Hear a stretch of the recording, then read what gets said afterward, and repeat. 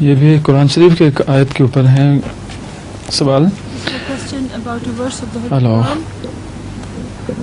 اعوذ باللہ من الشیطان الرجیم بسم اللہ الرحمن الرحیم. قال افرأيتم ما كنتم تعبدون انتم وآباؤكم الاقدمون فانهم عدو لي الا رب العالمین. تو سوال یہ ہے کہ حضرت ابراہیم علیہ السلام فرما رہے ہیں مشرکین سے. تو سوال یہ ہے کہ یہ جو اصنام ہیں وہ حضرت ابراہیم علیہ السلام کی عداوت کس طرح کر سکتے ہیں جبکہ نہ ان کے پاس کوئی طاقت ہے اور نہ ان کے پاس کچھ نہیں کر سکتے نا. یہ سوال ان معنوں میں ہے کہ وہ جو مشرکین تھے ان کو بتایا گیا تھا کہ یہ تمہارے بت میری کچھ بھی عداوت نہیں کر سکتے, ان کی عداوت سے مجھے کوئی نقصان نہیں پہنچ سکتا. یعنی عداوت میں مانی کوئی نہیں, ایک فرضی بات ہے.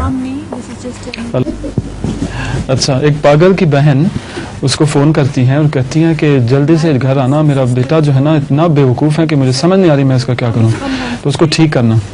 تو وہ آ جاتے ہیں, تو وہ اپنے بھانجے کو بلاتا ہے اور کہتا ہے کہ ذرا جا کے دیکھنا کہ کیا میں گھر میں ہوں یا نہیں. تو وہ چل پڑتے ہیں. تو کہتا ہے واقعی تم بہت بیوقوف ہو, تم فون نہیں کر سکتے تھے. میں نے سمجھا. اچھا, اس نے کہا نا اپنے بھانجے کو کہ جا کر دیکھنا کہ کیا میں گھر پر ہوں یا نہیں.